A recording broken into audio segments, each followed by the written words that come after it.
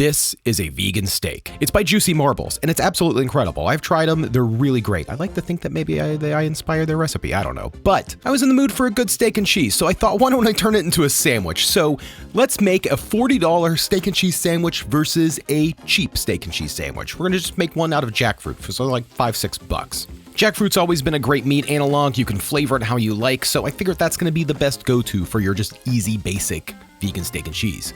And this Juicy Marbles, I mean, just look at that. It's wild how meaty that is. Oh, we're already jumping into it. So let's just wash our jackfruit, then we're going to slice it into little like thin steak slices. And to do that, we want to find the fiber direction. So, and they're always cut into these little triangles when you get into the can. The triangles are not always cut in the correct direction. So just make sure that you're slicing in the way of the fiber, because you want a fibery end along with, you know, the butt end of the jackfruit. Once every jackfruit's cut, everybody cut, everybody cut. Ooh, whoa, sorry. Just pour them into a pan with some water. Let's kick the heat on and kick off your Sunday shoes. And let's start adding that meaty flavor with some salt, olive oil, and now some yeast extract. Now you can use any yeast extract you find. I got Vegemite or Marmite. This is going to start a little battle. They're both about the same. I'm going to be using Marmite.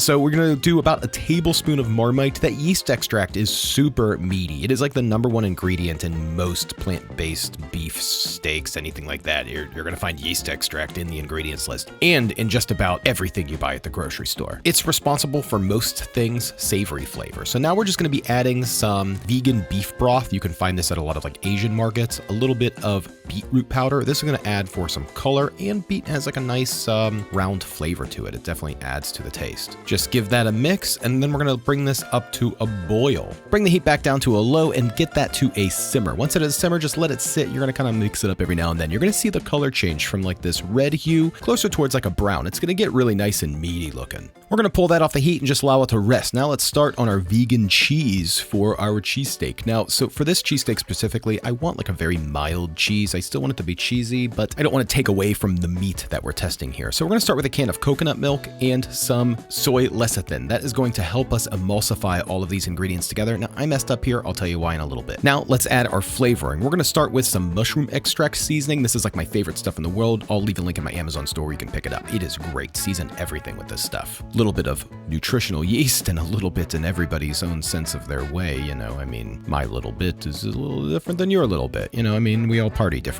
Now we're going to add some lactic acid. Now this is vegan lactic acid. Lactic acid has nothing to do with like lactose. It was just happened to be discovered by Louis Pasteur, the guy who discovered pasteurization, and he discovered that lactobacillus bacteria produced L-lactic acid. Now let's go ahead and whisk up our science experiment, because I already know I'm going to get those comments, and bring this up to heat. Now you can see those little chunks of soy lecithin. That is where I messed up. I should have added the soy lecithin last, like in this step of the process. That would have given it less time to kind of like clump up. Now we just need to add some olive oil, little xanthan gum, and some potato starch. Kick the heat onto a medium heat and let's start whisking. Now you can whisk with just your normal size whisk, or you can pop out the old school hand mixer, which is going to be a heck of a lot easier in this process. This is going to add some air into the mixture and make it like a really nice creamy cheese. Now just throw on hyper speed and then test it out with a fork. You can see how quickly this comes together.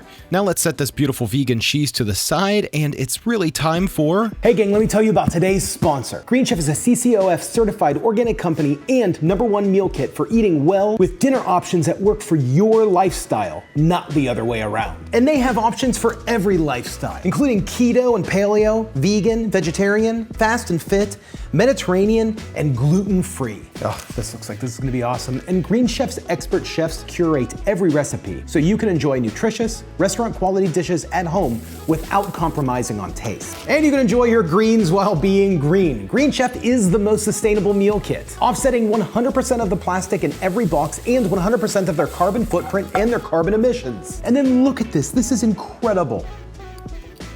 Wow. Every Green Chef meal I've had has been incredibly good. I mean, I've loved every single one, but wow, this is really good. So gang, use my code SauceStache130 to get $130 off plus free shipping on your first box. Head over to greenchef.com for more details. That's code SauceStache130 for $130 off plus free shipping on your first box. Green Chef, thank you for sponsoring today's video and always providing me with incredible meals and this amazing one that you sent me today. Oh my. Okay, our Jack, get back. Come on before we oh God, why am I Kenny Loggins Footloose? Okay, I'm so sorry. So our jack steak is looking pretty good. We're just gonna throw that into a bowl and just kind of let it hang out for just another few moments. Let's get our juicy marbles ready. Let's have another look at this thing. I mean, it looks incredible. I mean, it's so wild. You have to try it one day. So at first I decided to slice against the grain. I thought that was gonna be the best option to give us like really nice juicy pieces, but it kind of fell apart a little bit. It just wasn't intended to be cut that way. Maybe if I would have cut it a little bit thicker, but that's not the kind of sandwich I was going for. So for the next juicy marbles fillet, I decided to cut with the grain. That ended up working out a little bit better, gave us a lot bigger like chunks, bigger pieces. I think that's the way that it would have been intended to cut. Now at this point, we have 2 cast iron pans on my dirty stove top. We're gonna heat those up, add some olive oil, and then we're gonna add some onion. Now I thought I had some onion, but I guess I didn't, and I'm disappointingly adding some shallot. I know it's not the same thing, but it's gonna give me a texture and flavor that I'm looking for. Once your onion shallot is cooked, we're going to add our jackfruit to one pan and the juicy marbles to the other. I'm just going to heat these up just like I would like any normal like steak and cheese. We're just going to kind of try to brown them up, crisp them up, just cook them along. In my opinion, both of these look really good. I think we're going to have a winner out of both. I mean, I don't necessarily know, but I really do think that like a jackfruit replacement for steak and cheese is going to come out pretty good. Now the juicy marbles does look phenomenal. Now at this point, we just need to add some salt and pepper and let's start building our sandwich. It's going to be a really simple sandwich. I'm going for the meat taste here. All I want to do is just add some vegan mayo to the bun, just make sure both sides are covered. You know, that's important. These buns are probably a day old. I wish they weren't. They're a little bit spongy to deal with at the moment. Then we just need to layer up our meat, pour on our cheese sauce, and I mean, look at these sandwiches. They really do look phenomenal. I just cannot wait to see what Monica has to say. Okay, so let's jump right in. This is juicy marbles. This is the jackfruit. Let's try some steak. I'm gonna try the juicy marbles first. Baby, which one do you want to try first? I'll try this one first. The jackfruit first? Yes. Okay, let's go.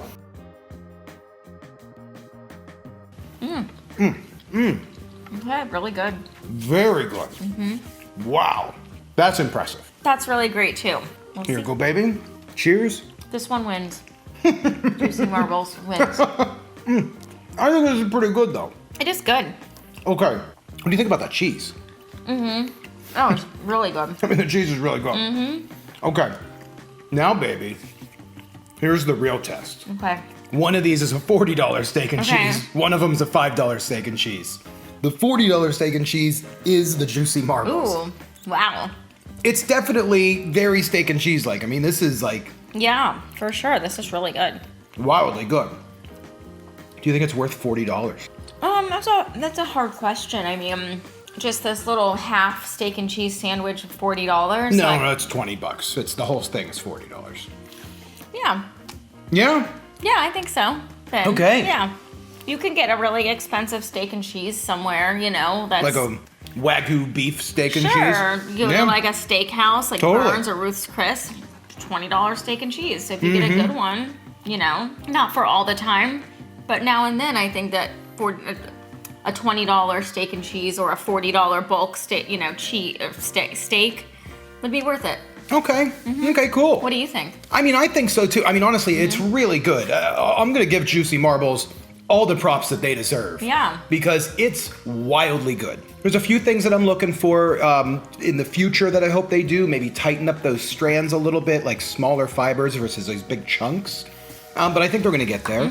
But the texture is just... Texture and flavor. Just and very good. The bite too. Yeah. It's really good. Very, very good. Now, as far as like saying like the jackfruit steak and cheese, I would be happy with this any day of the week. Sure. I mean, this was a great sandwich. I think if I were to do it up how I normally would do it, which would just be like the jackfruit, peppers, onions, mushrooms, lettuce, tomatoes, some oil, you know, like fully do it up, this would be just like a really great sandwich.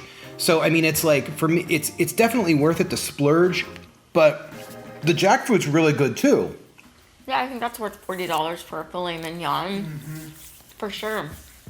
You're not going to have that every night, you know? So when you want it and you want that flavor and that taste, you get it. I loved Monica's opinion on that at the end, because there was recently a comment in one of these groups where people just make everything, and they were like, well, it's silly to spend that much money on something when you can just make it. But really, this is something that these guys like nailed to perfection. I mean, it's wildly good, and it would be very difficult to make at home because it's made with mechanical processing.